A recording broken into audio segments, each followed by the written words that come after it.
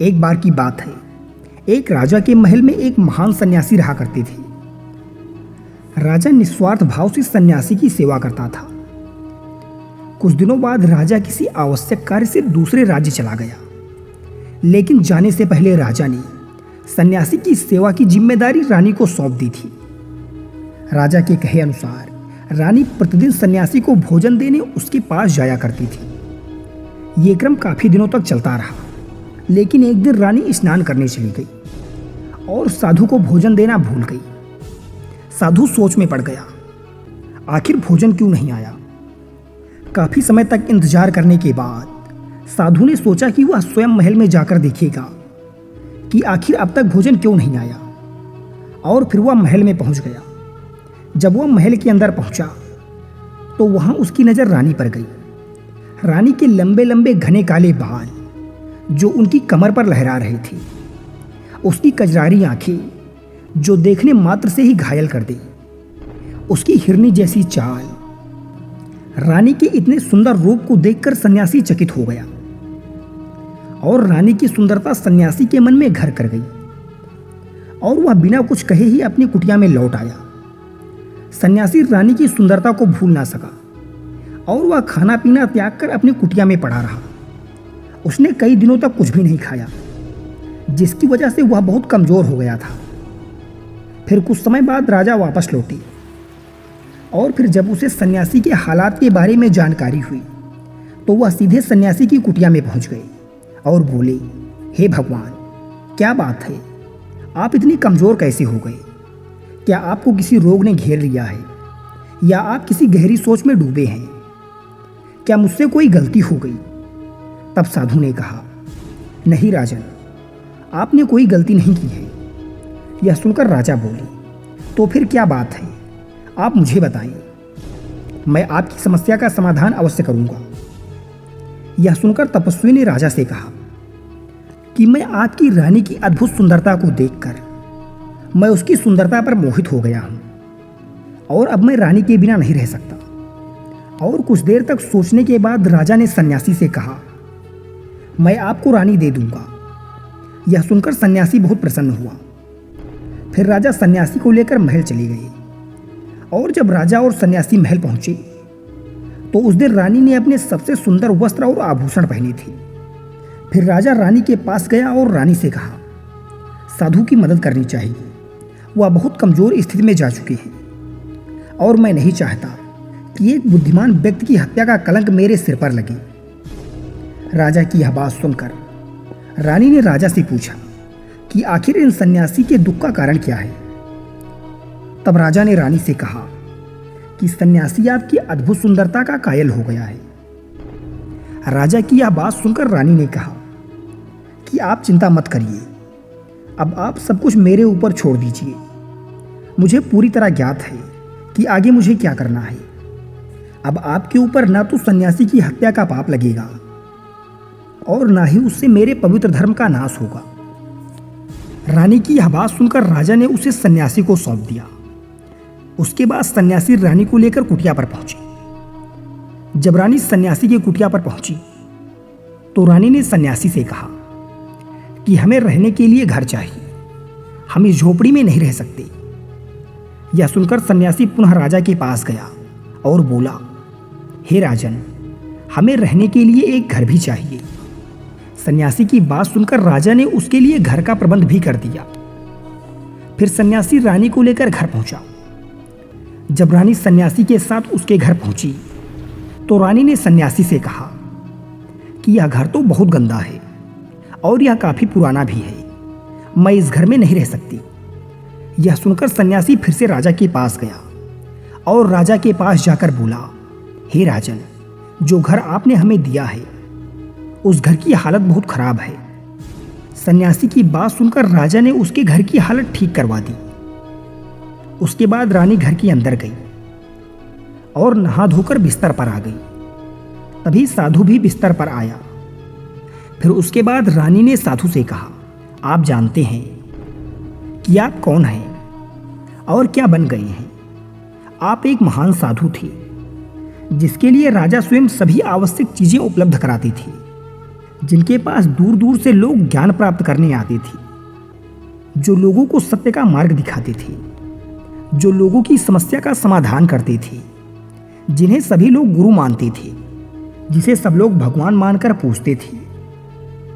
और आज आप वासना के कारण मेरे गुलाम हो गई। रानी की यह बात सुनकर साधु को झटका लगा और उसे एहसास हुआ कि वह एक साधु है और ये सब क्या कर रहा है। वह इन्हीं सब सुख सुविधाओं को त्याग कर शांति की तलाश में जंगल चला गया था। अब वह दोबारा इन्हीं सुख सुविधाओं के वशीभूत होकर यह क्या करने जा रहा है। वह जोर जोर से रोने लगा और रानी से बोला, हे देवी, मुझे क्षमा करें। मैं क्या अनर्थ करने जा रहा था। मैं अभी आपको राजा को सौंप कर आता हूं। सन्यासी की यह दशा देखकर रानी ने सन्यासी से प्रश्न किया कि हे साधु महाराज, मेरे मन में एक प्रश्न उठ रहा है, कृपया मेरे प्रश्न का उत्तर देने की कृपा करें। रानी की बात सुनकर सन्यासी ने कहा, पूछो, तुम्हारा क्या प्रश्न है। फिर रानी ने कहा, जब आपको उस दिन भोजन नहीं मिला तो आप बहुत क्रोधित हो गए थे।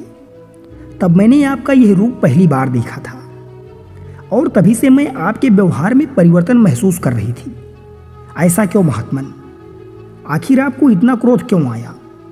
रानी की बात सुनकर सन्यासी ने रानी को समझाया कि जब मैं जंगल में था तो मुझे समय पर भोजन भी नहीं मिलता था, लेकिन जब से मैं महल में आया तो महल में आने के बाद मुझे सारी सुख सुविधाएं मिली और फिर मैं इन्हीं सुख सुविधाओं के मोह में फंस गया और मुझे इसके प्रति लगाव हो गया और फिर मेरे अंदर इसे प्राप्त करने का लालच उत्पन्न हो गया और जब मुझे ये नहीं मिला तो मेरे अंदर क्रोध उत्पन्न हुआ।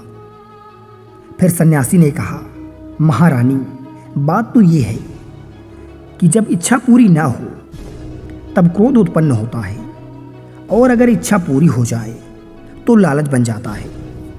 फिर सन्यासी ने रानी से कहा, इच्छा की पूर्ति ही मुझे वासना के द्वार तक लेकर आई है और मैं आपके प्रति आकर्षित हो गया। इसके बाद वह सन्यासी रानी को लेकर राजा के पास गया और बोला कि हे राजन, मुझे क्षमा कीजिए, मुझे अपनी गलती का एहसास हो गया है। ये लो आपकी रानी, मुझे ये सब नहीं चाहिए। मैं अपनी इच्छा के वशीभूत होकर गलत कार्य करने जा रहा था और अपने जीवन को बर्बाद कर रहा था, लेकिन अब मुझे सब कुछ समझ आ गया है। उसके बाद उस सन्यासी ने कहा कि राजन, मनुष्य की बर्बादी का कारण उसकी 4 आदतें बनती हैं और ये 4 आदतें दुनिया के हर एक व्यक्ति के अंदर पाई जाती हैं, लेकिन जो व्यक्ति इन पर नियंत्रण कर लेता है वह दुख और परेशानियों से बच जाता है। वहीं जो व्यक्ति इन दोषों पर नियंत्रण नहीं कर पाता है वह बर्बाद हो जाता है। ये सुनकर राजा ने कहा कि महाराज, आप मुझे वो 4 आदतें बताइए जिससे कि मनुष्य की बर्बादी हो जाती है। फिर सन्यासी ने राजा को मनुष्य के अंदर व्याप्त 4 बुरी आदतों के बारे में बताया। सन्यासी ने कहा, हे राजन, मनुष्य को बर्बाद करने वाली पहली आदत है इच्छा, क्योंकि हर व्यक्ति के अंदर यह पहला अवगुण होता है और जो व्यक्ति अपनी इच्छाओं पर नियंत्रण नहीं रख पाता है वह जीवन के किसी भी क्षेत्र में सफल नहीं हो पाता, क्योंकि जैसे ही उसकी एक इच्छा पूरी होती है वह दूसरी की ओर जाने लगता है और दूसरी पूरी होने पर वह तीसरी की ओर जाने लगता है। इच्छा कभी समाप्त नहीं होती। इसीलिए राजन, जब हम अपनी इच्छाओं पर नियंत्रण पा लेते हैं तो हम अपनी आत्मा पर भी नियंत्रण पा लेते हैं और जब हमारा मन हमारे बस में होता है तब हमें सुख की प्राप्ति होती है, क्योंकि हम जो चाहते हैं वही हमारे साथ होता है। फिर सन्यासी आगे कहता है कि राजन, मनुष्य को बर्बाद करने वाली दूसरी आदत है वासना। जिस प्रकार इच्छा का कोई अंत नहीं होता उसी प्रकार वासना का भी कोई अंत नहीं होता और मनुष्य वासना के जाल में फंसता ही चला जाता है। वासना के वशीभूत मनुष्य को कुछ दिखाई नहीं देता। वासना के वशीभूत मनुष्य को कुछ दिखाई नहीं देता। स्त्री के प्रेम में वशीभूत होकर पुराने समय के राजाओं ने बहुत से युद्ध लड़े जिसमें लाखों बेगुनाह मारे गए और यहाँ तक कि उस युद्ध में राजाओं ने अपने कुल का भी समूल नाश कर लिया। ईश्वर ने स्त्री की रचना संसार को आगे बढ़ाने के लिए की है, लेकिन कुछ लोग इसे सिर्फ मनोरंजन का साधन समझते हैं और जब उन्हें यह नहीं मिलता तो वे न जाने क्या क्या करने लगते हैं। इसीलिए राजन, जितना हो सके वासना से दूर रहना चाहिए। फिर सन्यासी आगे बोलता हुआ कहता है कि मनुष्य को बर्बाद करने वाली तीसरी आदत है क्रोध, क्योंकि जब मनुष्य की वासना की पूर्ति नहीं होती तो उसके अंदर क्रोध उत्पन्न हो जाता है, और जब व्यक्ति को क्रोध आता है तो उस पर उसका नियंत्रण नहीं होता और फिर वह क्रोध में आकर कई गलत निर्णय ले लेता है। वह दूसरों को बुरा भला कह देता है, गालियां देता है, और जब उसका क्रोध शांत होता है तो उन्हीं गलतियों पर पश्चाताप भी होता है, लेकिन तब तक तो सब कुछ बर्बाद हो चुका होता है। क्रोध के कारण मनुष्य के बने बनाए काम भी खराब हो जाते हैं। जब मनुष्य के भीतर क्रोध उत्पन्न होता है तो वह अंदर से बहुत कमजोर हो जाता है, और एक कमजोर मनुष्य कुछ भी नहीं कर सकता। वह कभी भी सफलता हासिल नहीं कर सकता। क्रोध व्यक्ति के भीतर तनाव को उत्पन्न करता है, और अगर एक बार हम तनाव में चले गए तो हमारा पूरा जीवन बर्बाद हो सकता है। फिर सन्यासी कहता है, सुनो राजन, मनुष्य को बर्बाद करने वाली चौथी आदत है लालच। लालच का फल सदैव बुरा होता है। लालच में फंसकर हम बहुत से लोगों का बुरा कर देते हैं। हर मनुष्य के जीवन में कभी ना कभी ऐसा समय अवश्य आता है जब वह लालच कर बैठता है, और अधिक पाने की लालच में वह कुछ ऐसा कर बैठता है जिससे जो उसके पास था वह उसे भी गंवा देता है। क्योंकि जैसे ही व्यक्ति की एक इच्छा पूरी होती है, उसके मन में दूसरी इच्छा जन्म लेने लगती है। जो व्यक्ति लालच करता है वह कामयाबी से कोसों दूर रहता है, क्योंकि एक दिन लालच दुश्मन बनकर हमारे सामने आती ही है। यदि हम समय रहते ही लालच को त्याग दें तो हम अवश्य ही सफल व्यक्ति बन सकते हैं। मनुष्य अगर इन 4 आदतों को त्याग दे तो फिर उसे जीवन में सफल होने से कोई नहीं रोक सकता, और जो इन आदतों के वशीभूत रहता है वह जीवन में कभी सफल नहीं हो सकता। मैं एक सन्यासी होकर इसकी जाल में फंस गया था, तो सामान्य मनुष्य तो इससे बच ही नहीं सकता। इसीलिए हे राजन, मनुष्य को इन 4 आदतों से हमेशा बचना चाहिए। साथियों, मनुष्य के पतन का कारण उसकी कुछ आदतें और अवगुण होते हैं। जिन 4 अवगुणों पर हमने चर्चा की, इच्छा, वासना, क्रोध, लालच, ये चारों अवगुण मनुष्य के लिए अभिश्राप है। इसमें लिप्त मनुष्य जीवन में कभी सफल नहीं हो सकता। अतः वह दिन प्रतिदिन विभिन्न प्रकार के मानसिक अवसादों से ग्रस्त रहता है। साथियों, उम्मीद करते हैं वीडियो आपको पसंद आया होगा, और अगर वीडियो आपको पसंद आया तो वीडियो को अपना प्यार अवश्य दें। धन्यवाद।